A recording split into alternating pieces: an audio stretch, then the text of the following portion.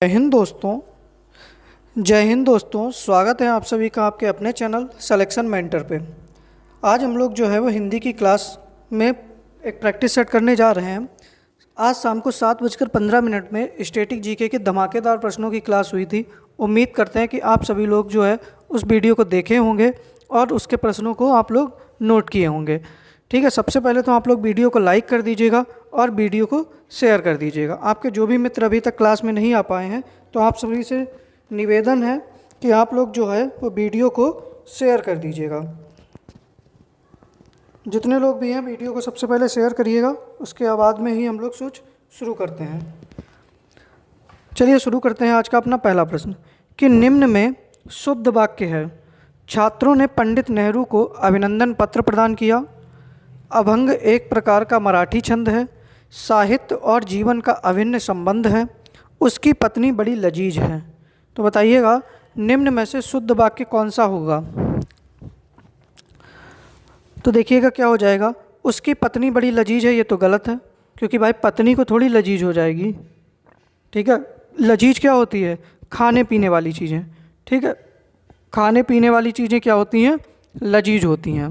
ठीक है, तो पत्नी किसी की भैया लजीज मत बना देना। ठीक है, छात्रों ने पंडित नेहरू को अभिनंदन पत्र प्रदान नहीं किया, यहाँ पर हो जाएगा अर्पित किया। क्या हो जाएगा? अभिनंदन पत्र अर्पित किया। अभंग एक प्रकार, यहाँ पर गलत है। अभंग एक प्रकार का नहीं, अभंग एक मराठी छंद है। ठीक है, तो सही आंसर आपका क्या हो जाएगा? साहित्य और जीवन का अभिन्न संबंध है। पहले प्रश्न का सी आंसर आपका सही हो जाएगा। ठीक है, अगला प्रश्न है कि रासव किसका पर्यायवाची है। ए ऑप्शन है धूसर, बी ऑप्शन है पंचमुख, सी ऑप्शन है विबुध और डी ऑप्शन है बिटप। तो बताइएगा रासव जो है वो किसका पर्यायवाची है। तो रासव किसका पर्यायवाची हो जाएगा? देखो, बिटप का पर्यायवाची वृक्ष, विबुध देवता। पंचमुख किसका पर्यायवाची होता है? तो पंचमुख होता है शेर का, और शेर का ही पर्यायवाची होता है महावीर। बाकी शार्दुल वगैरह तो सब कुछ होते हैं। धूसर का पर्यायवाची क्या होता है? रासव, मतलब गदहा। क्या होता है? गदहा। ठीक है, तो दूसरे प्रश्न का ए आंसर आपका बिल्कुल सही हो जाएगा। अगला प्रश्न है हमारा कि अक्ष का अनेकार्थी नहीं है। ए ऑप्शन है रथ, बी ऑप्शन है सर्प, सी ऑप्शन है धर्म और डी ऑप्शन है आँख। तो बताइएगा तीसरे प्रश्न का सही आंसर क्या हो जाएगा कि इनमें से जो है वो अक्ष का समान अनेकार्थी नहीं है। तो देखिएगा रथ भी होता है, सर्प भी होता है, ठीक है, और आँख भी होता है, धर्म नहीं होता है। अक्ष का पर्यायवाची धर्म नहीं होता है। धर्म किसका अनेकार्थी है? अक्षर का। किसका? अक्षर। अक्षर का अनेकार्थी एक धर्म होता है, और अक्षर के धर्म अनेकार्थी क्या हो जाएंगे? गगन हो जाएगा। क्या हो जाएगा? गगन हो जाएगा, सत्य हो जाएगा और जल हो जाएगा। ठीक है, ये भी आप लोग याद रखिएगा, ये अक्षर के अनेकार्थी हैं, धर्म भी है। ठीक है, तो तीसरे प्रश्न का सी आंसर आपका सही हो जाएगा। अगला प्रश्न है हमारा कि जिसका सिर गंजा होता है उसको कम गर्मी लगती है। कौन सा वाक्य है? सरल वाक्य है, मिश्रित वाक्य है, संयुक्त वाक्य है या फिर संकेतवाचक वाक्य है। तो बताइएगा जो चौथा प्रश्न है इसका सही आंसर आपका क्या हो जाएगा। तो देखिएगा ये दो वाक्यों को जोड़ रहा है, जो और सो। ठीक है, जिसको और उसको। ठीक है, जब दो वाक्यों को जोड़ा जाता है तो वो किससे? वो मिश्रित वाक्य हो जाएगा। कौन सा हो जाएगा? मिश्रित वाक्य हो जाएगा। तो चौथे प्रश्न का सही आंसर आपका क्या हो गया? बी ऑप्शन सही हो जाएगा। अगला प्रश्न है हमारा कि समुच्चय शब्द का पर्यायवाची है। ए ऑप्शन है समस्त, बी ऑप्शन है वृंद, सी ऑप्शन है सम और डी ऑप्शन है समग्र। तो बताइएगा कि निम्न में समुच्चय शब्द का पर्यायवाची कौन सा है।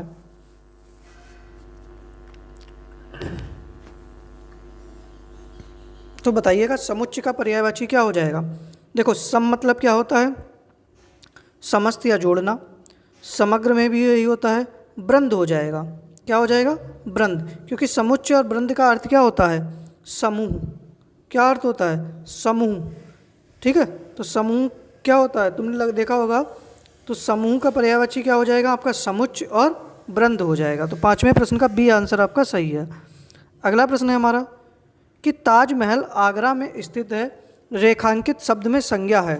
मतलब इस आगरा में कौन सी संज्ञा है? भाववाचक संज्ञा है, जातिवाचक संज्ञा है, व्यक्तिवाचक संज्ञा है या द्रव्यवाचक संज्ञा है? तो बताइएगा छठे प्रश्न का सही आंसर आप लोगों का क्या हो जाएगा? देखो आगरा क्या है? आगरा एक शहर का नाम है। अच्छा आगरा क्या अन्य भी है?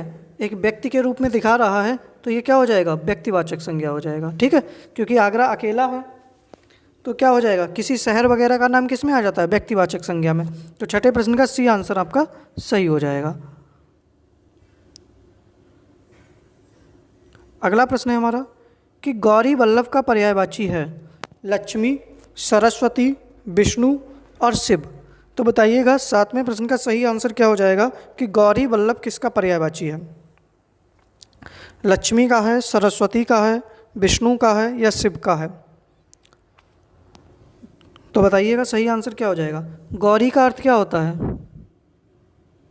गौरी किसको कहते हैं? पार्वती जी को। किसको कहते हैं? पार्वती जी को। और वल्लभ का अर्थ क्या होता है? पति। तो पार्वती का पति कौन है? आपका शिव जी। कौन है? शिव जी हैं। तो 7वें प्रश्न का डी आंसर आपका बिल्कुल सही हो जाएगा। अगला प्रश्न है हमारा कि सुषमा शब्द में संधि है, गुण संधि है, दीर्घ संधि है, व्यंजन संधि है या विसर्ग संधि है? तो बताइएगा कि सुषमा शब्द में कौन सी संधि है? तो देखिएगा पहले तो सुषमा का संधि विच्छेद आप लोग बताइएगा। तो सुषमा का संधि विच्छेद क्या हो जाएगा? सु धन समा, यही तो हो जाएगा, सु धन समा। तो ये व्यंजन संधि का उदाहरण है। किसका?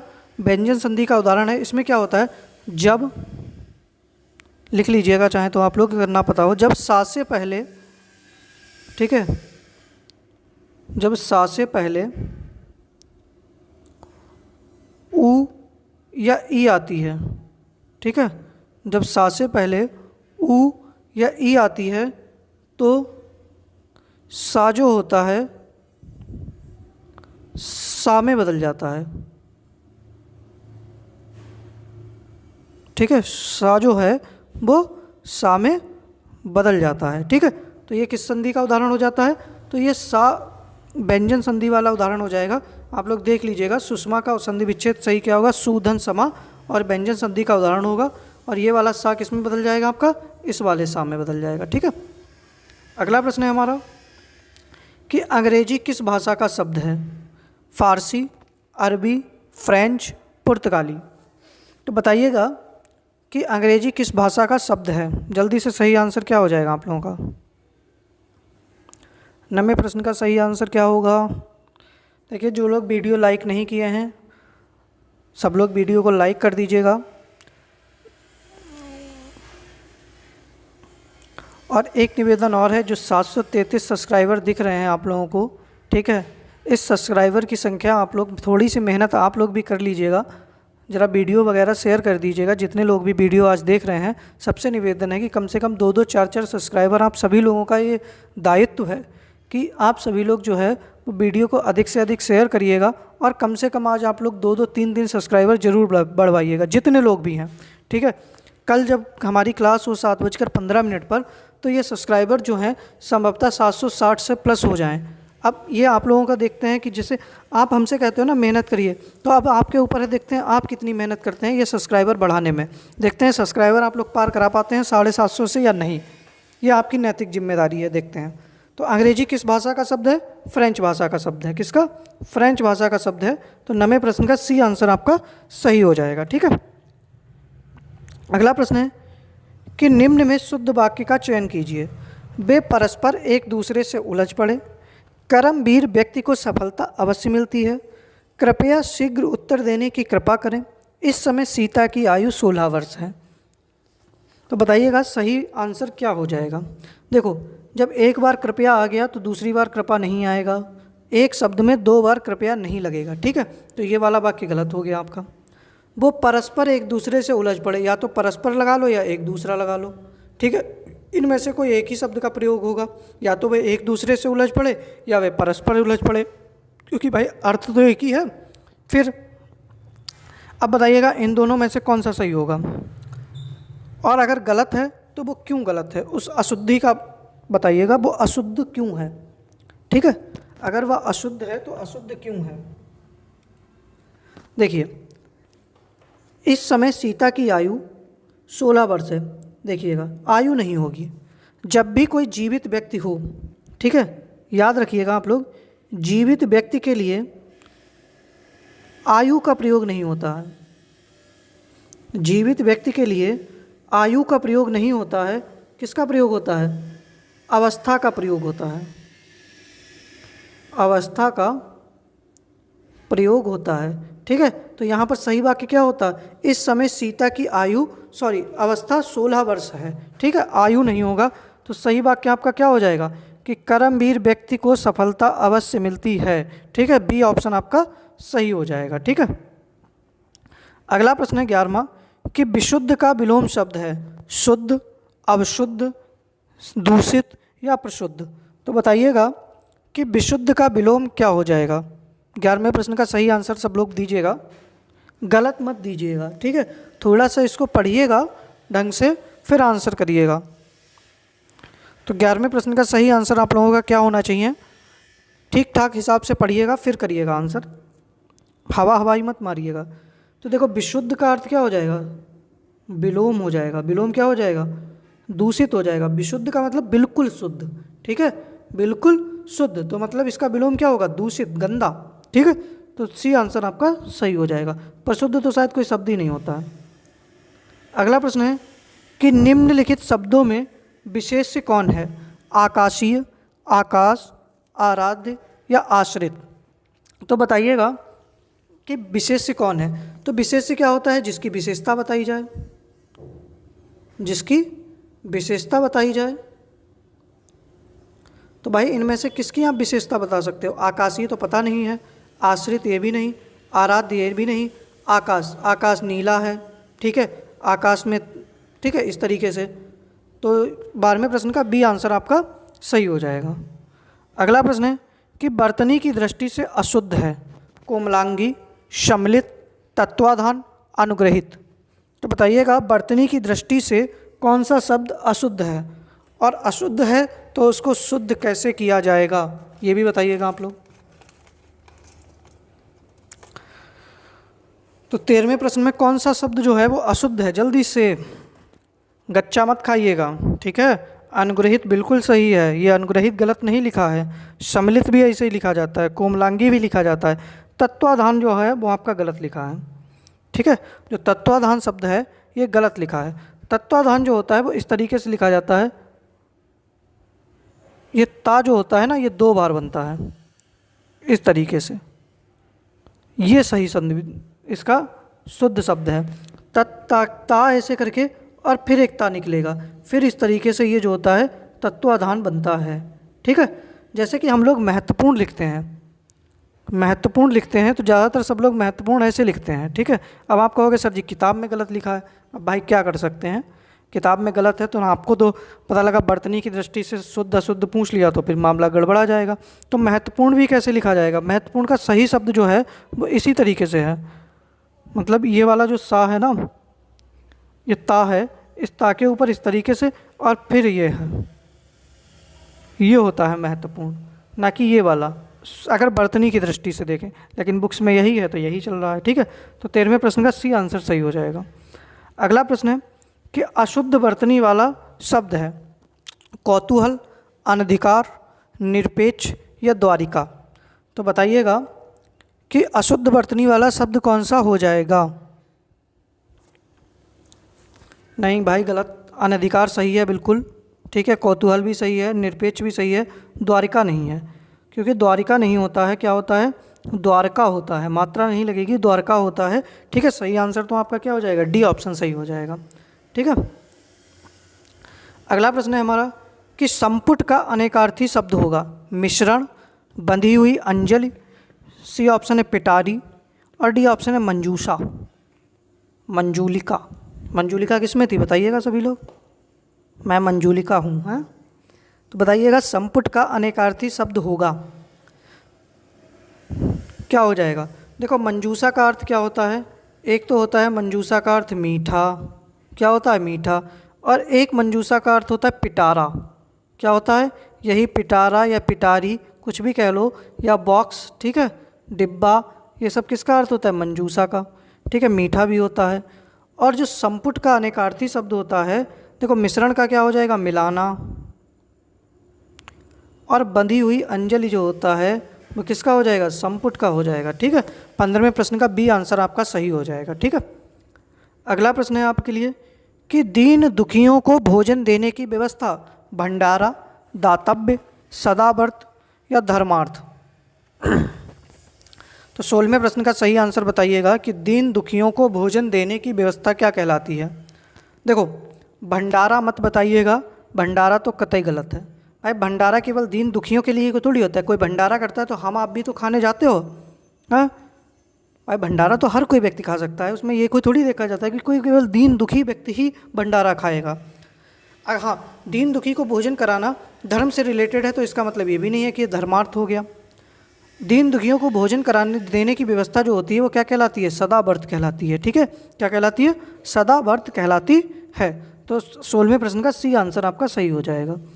अगला प्रश्न है कि घोड़े की पीठ पर रखे जाने वाला आसन जीन, काठी, हौदा या वक्तर। तो बताइएगा क्या हो जाएगा? घोड़े की काठी पर रखे जाने वाला आसन। देखो बख्तर क्या होता है? देखो जब पुराने ज़माने में युद्ध जब में सैनिक जाते थे तो वो लोग जो वस्त्र पहनते थे लोहे वगैरह का, वो पूरा कवच होता था, उसको हम लोग क्या कहते थे? बख्तर कहते थे, ठीक है। हौदा क्या होता है? हाथी की पीठ पर रखे जाने वाला आसन, हाथी की पीठ पर रखे जाने वाला आसन।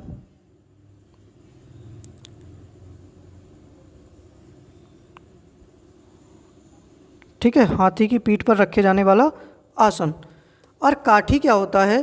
ठीक है, जो ऊंट और घोड़ा होता है, ठीक है, ऊंट और घोड़ा इनके ऊपर जो रस्सी बांधी जाती है उसको हम लोग कहते हैं काठी। और जीन जो होता है ना, वो घोड़े की पीठ पर जो आसन रखा जाता है उसको हम लोग जीन कहते हैं। क्या कहते हैं? जीन कहते हैं। तो 17वें प्रश्न का ए आंसर सही हो जाएगा। वो बचपन वाला गाना मत बनाना जा कि घोड़े की काठी वाला वो, ठीक है। अगला प्रश्न है कि परुष शब्द का विलोम होगा अपौरुष, ये दो मात्राएं होगी यहाँ पर, ठीक है। अपौरुष, सरल, कठोर और कोमल। तो बताइएगा परुष शब्द का विलोम क्या होगा? पुरुष नहीं है, ठीक है, वरना पुरुष का तो स्त्री तुम बता दोगे। परुष का विलोम बताइएगा क्या हो जाएगा। देखिएगा परुष जो है, ठीक है, परुष का सबसे पहले तो आप ये बताइएगा अर्थ क्या होता है। तो परुष का अर्थ होता है कठोर। क्या होता है? कठोर। तो कठोर का विलोम क्या हो जाएगा? कोमल हो जाएगा। क्या हो जाएगा? कोमल हो जाएगा। तो 18वें प्रश्न का कौन सा आंसर सही हो जाएगा? आपका डी सही हो जाएगा, ठीक है। अगला प्रश्न है कि गणतंत्र का विलोम है। ए ऑप्शन है प्रजातंत्र, बी ऑप्शन है हृदय तंत्र, सी ऑप्शन है यंत्र तंत्र और डी ऑप्शन है राजतंत्र। भाई तंत्र का खेला है, बताइएगा गणतंत्र में कौन सा विलोम है, ठीक है। गणतंत्र में विलोम बताइएगा और वीडियो सभी लोग लाइक कर दीजिएगा महाराज लोगों।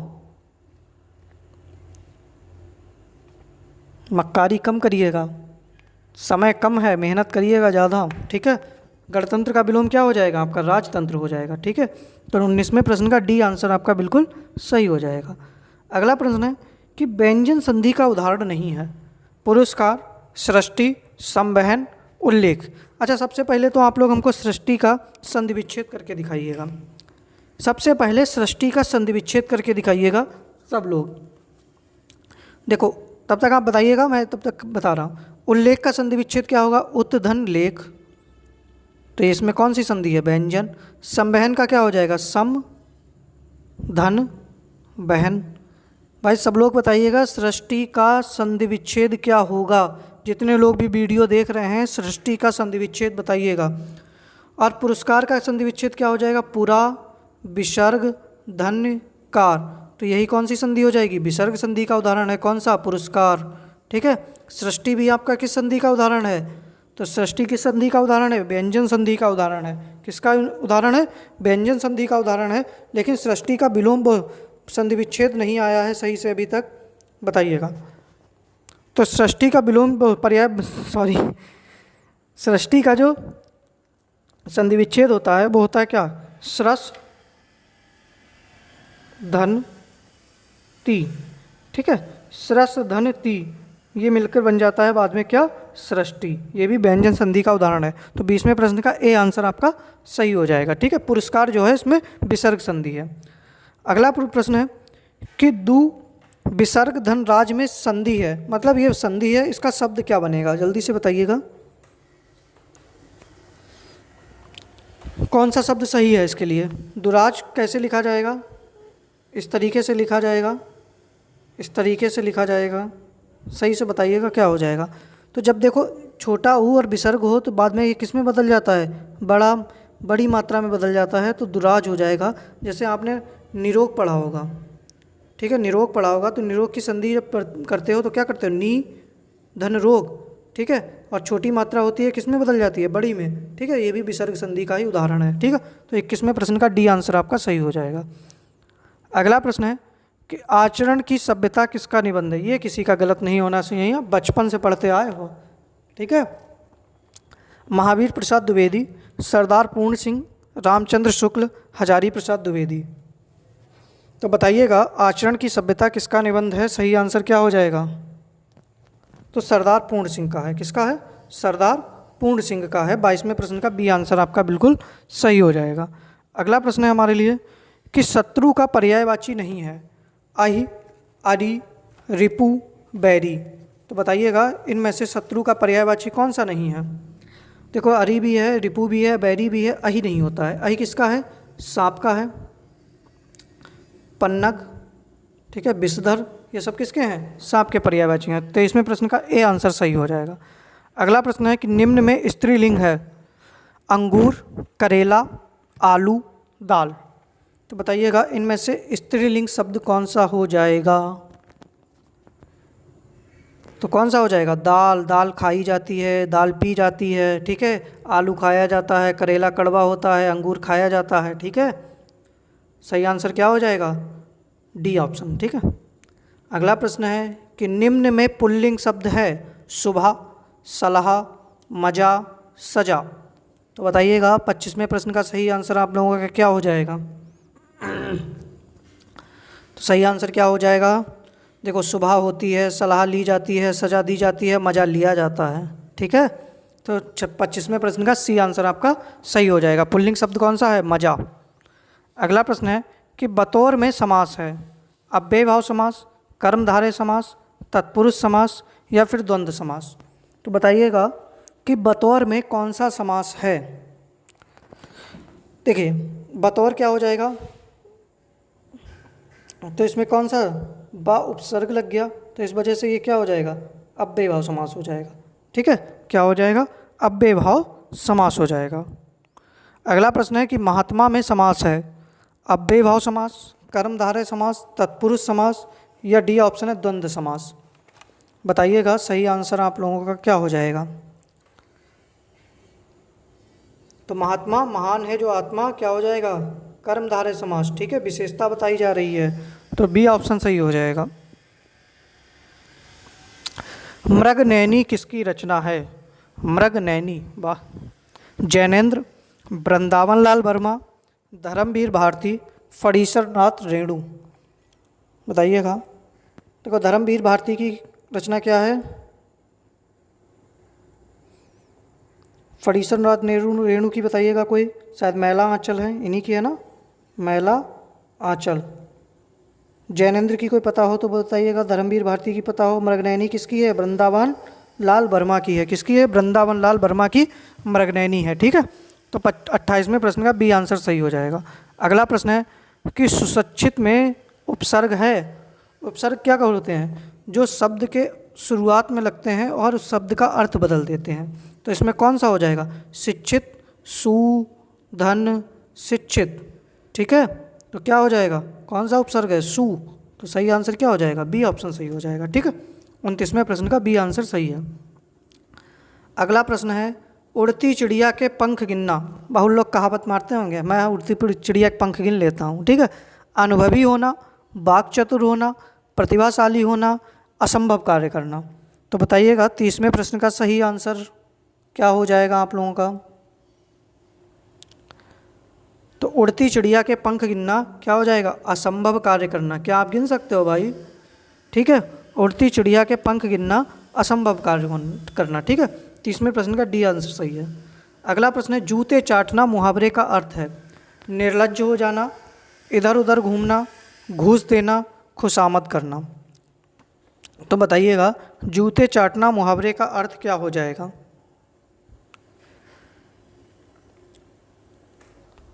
सही आंसर क्या हो जाएगा, खुशामद करना।